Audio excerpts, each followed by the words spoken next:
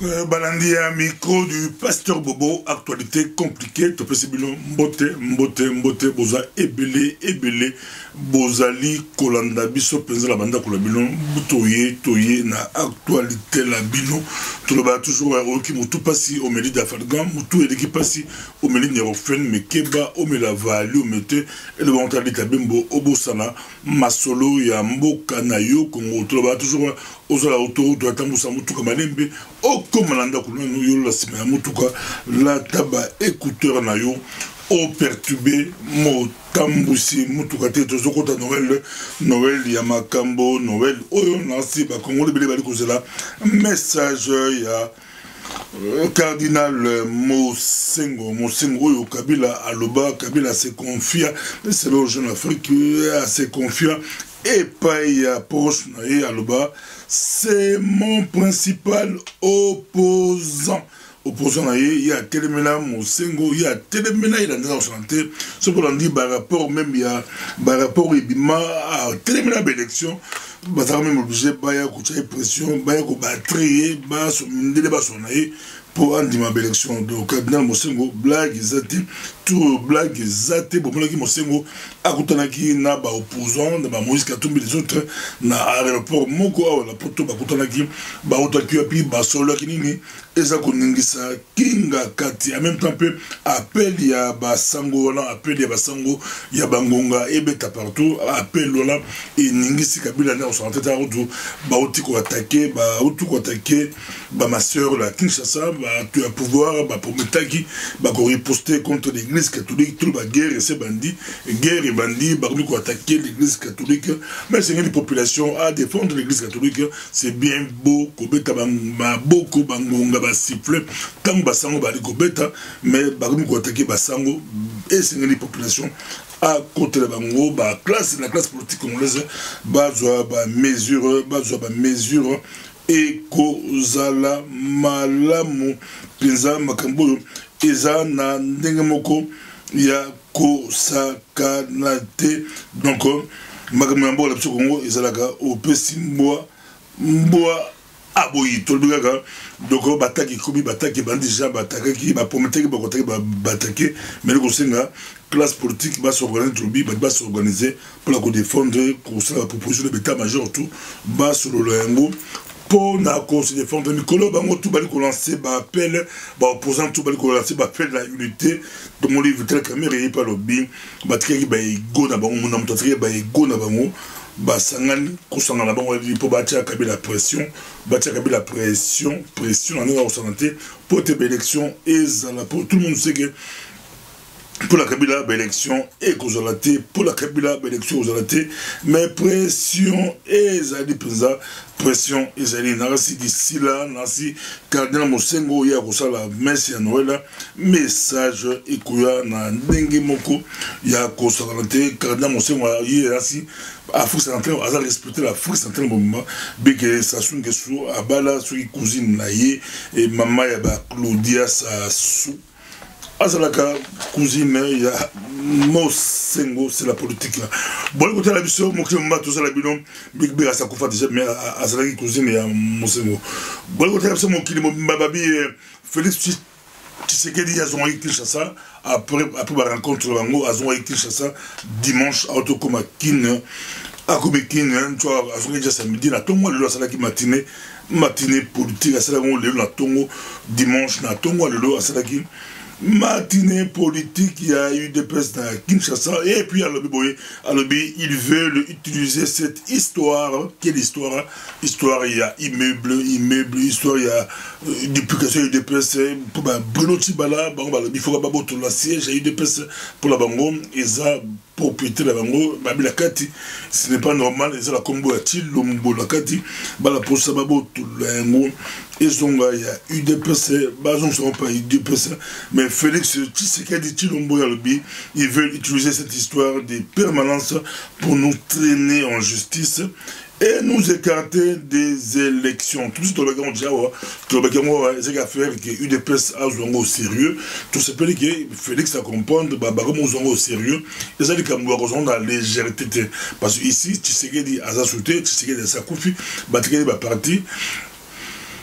Et on a difficile chacun à rassembler tout le monde. Donc dans la division, Tibala a rassembler tout le monde. Félix a rassembler tout le monde.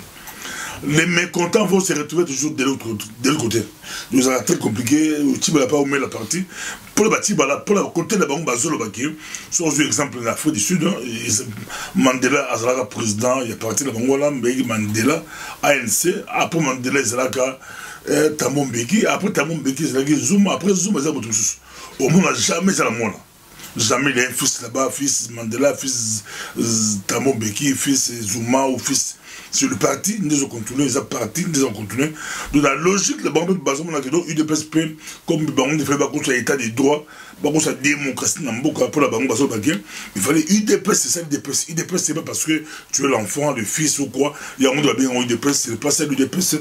UDPS, c'est dit idéologie, parti, il y a les leader mais on la remplace les leader il y a un ça force à partir il y a un héritage Tshisekedi il y a un UDPS Tshisekedi pour la banque UDPS Tshisekedi oh monsieur son pour la banque bien monté mais comme à premier ministre le premier se pose comment à premier ministre à la gouvernement à la alliance en tout cas l'autre camp UDPS Kingakati pour la Kabund UDPS Kingakati financé par Kingakati un peu mobile les avons Balinga boto la siège et UDPS en même temps que Bazu Kombo Babengiango UDPS Tshisekedi pour Bal Bagazé Tshisekedi mais ça toi donc ça c'est un peu compliqué mais heureusement Félix a joué au sérieux merci Bakobunda Pesa Bakobunda Bakotika Ngote Bakolandelango avec baza minoritaire baza documenté baza la nité et bazo au sérieux abi butu ali ba étudier histoire voilà pour très bon la justice et puis bah écarté bango na élection oh puis secrétaire général adjoint il y a ONU azalaki na Kinshasa il y a Fanaïda Kabila a reçoit Kabila Jean-Pierre Lacroix a reçoit Kabila kaka makamba élection ayiko benda Kabila matoyi pour bango la niveau ya ONU ba rolandelango ba américain communauté internationale ba rolandelango président ba ali ko serrer Kabila pour élection et salama mais tout le monde sait que Kabila est difficile à appliquer ba élection et vous avez difficile, il ne faut même pas compter sur la communauté internationale c'est le Congolais va compter sur Bango Mogoyango de plus en plus tout le monde va Congolais va s'élever va s'organiser sur le qui méga manifestation réunion à méga manifestation va Congolais va couper qui la Stombek Bever va solo là qui va autant passer par là va Hollande va autant va ville belé va autant va Liège la pousser partout va qui solo là qui va bien comme temps biso moko va Congolais tout s'organiser tout organiser un méga manifestation de 100 200 000 Congolais dans les bandes et ça dit que moi tout à fait bon non il dit que moi you can give yo pessinga la pesi tout ça la synergie tout ça de force malheureusement avant on comptait beaucoup plus mais bah Congo bamo font la mission donc on comptait sur personne parce que Congo est riche tout bah toujours Congo est riche Congo ça la bon en santé même si on a le basio comme président Congo donc Congo ça la bon en santé Congo est l'équipe bah tout sur pour l'andalanda Congo est l'équipe bango Congo est l'équipe intelligent milliardaire et millionnaire Congo est l'équipe la bon Congo na biso ezali na mbongo penza ezala mbongo là c'est Félix Tshisekedi il a confirmé que manifestation il y a le 19 ezali ya bingi ba congolais baya ebele na manifestation voilà moi va sakadi il y a quelqu'un qui na top le point c'est pas Christian Lusakwelo yé mo va sakadi na côté na yé ba tout une question sur référendum c'est bon ça référendum avec Monoko aller Monoko l'année au 61 Eric Ambago Top Congo FM. Henri Mova Sakani, vous pouvez confirmer ici qu'après la consolidation du fichier électoral, il n'y aura pas référendum pour modifier la Constitution. Au nom de quoi? En tant qu'analyste? Je suis ni prophète, ni... Non, en respectant la Constitution, le chef de l'État ne va pas pousser quelqu'un de la MP pour que l'on puisse changer... Non, le chef de l'État, lui, non. Mais c'est un droit reconnu à tous les autres Congolais. Donc c'est possible. En dehors des... Oui, mais donc c'est possible. Oui, c'est possible. C'est l'article 5 de la Constitution. C'est possible. C'est-à-dire, si vous, Eric, vous décidez demain matin d'initier une pétition pour faire un référendum, vous avez le droit. Et c'est un passage, ça sera un passage en force. Non, non, vous passerez en force pour aller... C'est vous allez faire un passage en force. Parce que vous savez, vous dites... Nous sommes partis à l'accord de la Saint-Sylvestre. Donc nous nous sommes auto-limités. Ceux qui ont signé, Mais vous pouvez motiver pourquoi vos motiver partisans pour introduire vous imaginez, une pétition. Il y a 80 cerveaux en train de réfléchir sur les mêmes questions. N'allons pas les induire dans notre voie. S'il y en a un qui estime que sa vision des choses veut qu'il y ait un référendum sur le changement des noms, en fait. Vous allez le soutenir. Pourquoi le référendum? Attendez, le référendum pour vous, ça serait sur le mandat. Mais si quelqu'un initie un référendum pour dire dans toutes les institutions que les femmes soient majoritaires, parce que sociologiquement elles sont majoritaires, quelqu'un peut le faire? Non, mais ça, on sait que ça, c'est pas ce qu'on peut proposer. Ça mais s'appelle de la fixation. Fixé sur ce mandat, vous mourrez en tenant toujours au mandat, même quand il sera fixé. Mais vous soutiendrez cette initiative? Ben, faites-le, on verra. Ils ont dit que Kabila a re-signé référendum. Ça, tout le monde le sait, on le dit déjà.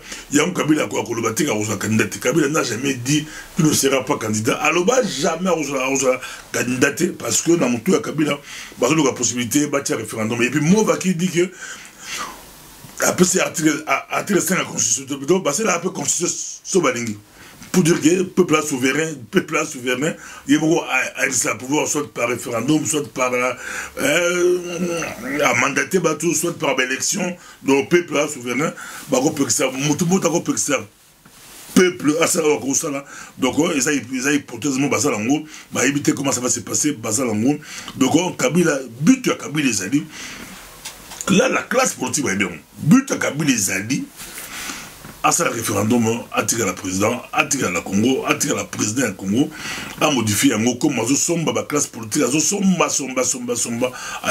bon là, à Rosa la Masolo. Mais de plus en plus, opposants, parce que tout unanime, même pour lancer l'appel, il y a union, il y a Kosangala, Sangala. Pour l'ambour la Congo, Makambo eza makasi na ndenge moko ya ko sakalaten surtout lundi honoré Manda Zamboko a tumba zam parmi ba leader ba qui se mélange en tout cas il belé ba cinq ba apparition tout le monde qui ba syndicat de Kolo ba qui tout le monde qui ba Vital Kamerhe ba bimi ba Félix Tshisekedi ba Martin Fayulu babimi pense bango to babimi babimaki kasi mais ton bon stream qui est ton extrait il y a abe quoi il y a la micro du pasteur Bobo avec quoi bon moins stream que alors il faut quand même que nous sachions l'idéal autozo landa ezali nini. Je veux bien comme on dit to sangana oui to sangana mais pourquoi faire? Tosangana avec qui, pourquoi faire? Alors, Bana Congo, Batika Kola la Pongi, surtout à la diaspora. Moi, j'entends souvent diaspora, Goloba, mais les actions ne suivent pas.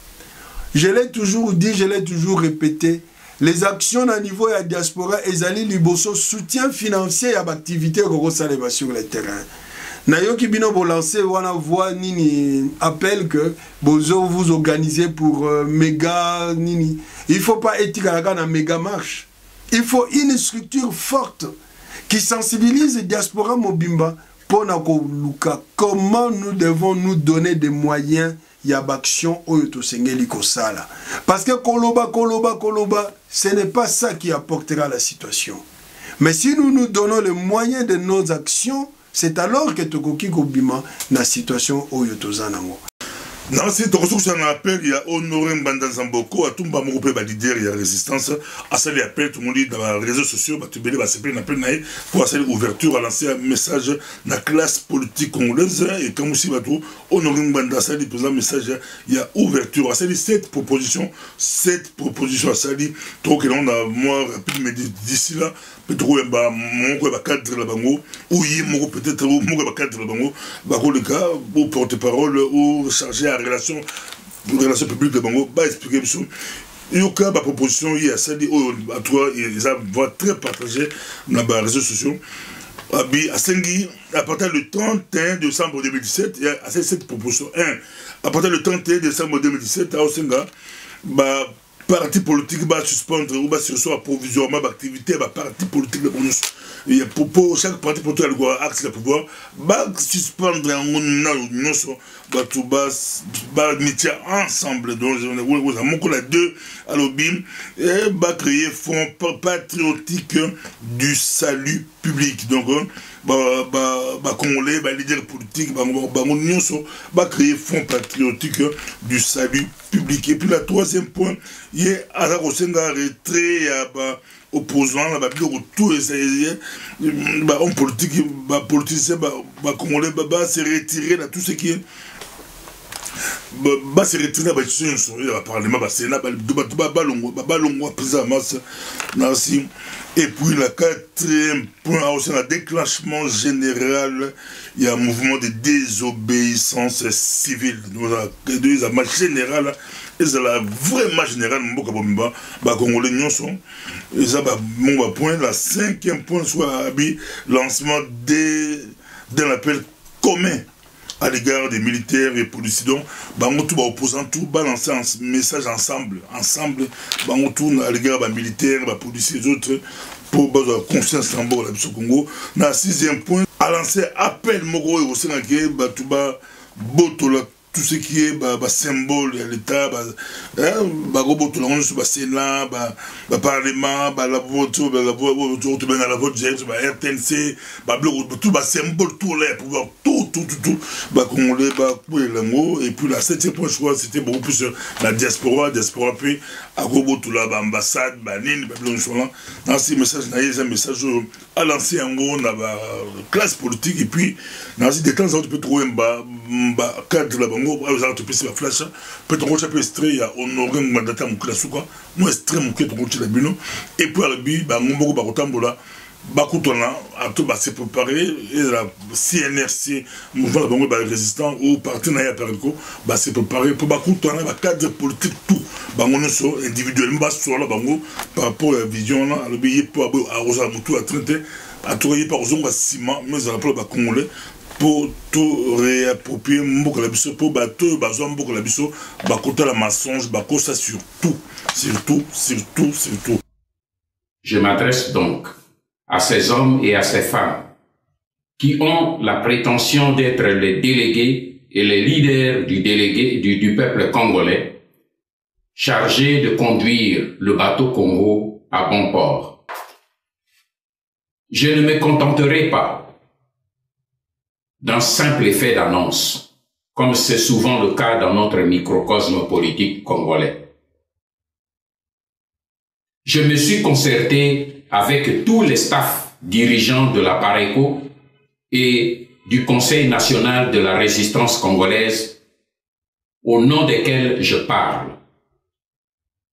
Ils vont se mobiliser sans délai et ils vont approcher individuellement chaque leader politique congolais de l'opposition pour examiner avec chacun la faisabilité de nos propositions.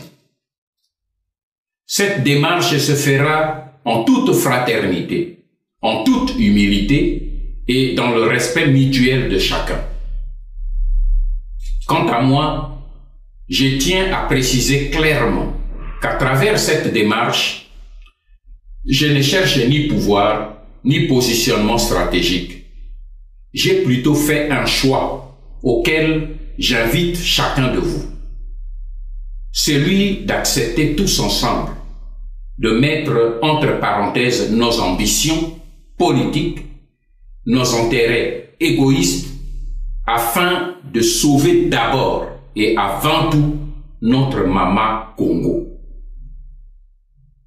Unis ensemble par une ferme volonté commune, soudée à notre peuple par le ciment de la solidarité nationale et de l'amour patriotique, appuyé par nos militaires et nos policiers, nous constituerons ensemble cette force inexpugnable qui est seule capable de stopper le rouleau compresseur. Autrement dit, cette coalition des puissants lobbies politiques et financiers du Nord avec leurs proxys africains qui sont déterminés à effacer le pays de la carte du monde. Car, mes frères, si nous ne le faisons pas maintenant, tous ensemble, personne ne le fera à notre place et demain, il sera trop tard. Et c'est là qui micro du pasteur Bobo Congo babi DRC is your country Congo zamboka la yo nzamba pesa nyonso et le batla ko équiper tout ça la nyonso totalement à toi 2018 année où soto lingi so landi ba message de bango tout ezala bango ba on politique tout ba land bango nyonso ba Félix ba Sidika Dokolo docteur Denis Mukwege presque Martin Fayulu presque Gabriel Mokia presque bango tout je sais pas au Kassavobo Honoré Mbanda Congolais bali lancer appel partout et comme temps sursaut Congolais bali on la reçoit on la potana tout soutenir sur la micro tout soutenir l'action et ressemble le 19 Congo ezandi mboka la biso Congo za la mboka la biso Congo za mboka la yo Congo za mboka la ngai together to ça ma minene together to ça ma minene to récupérer mboka la biso pour te Congo ezala mboka la biso. Merci d'être mon ami prochainement. Merci.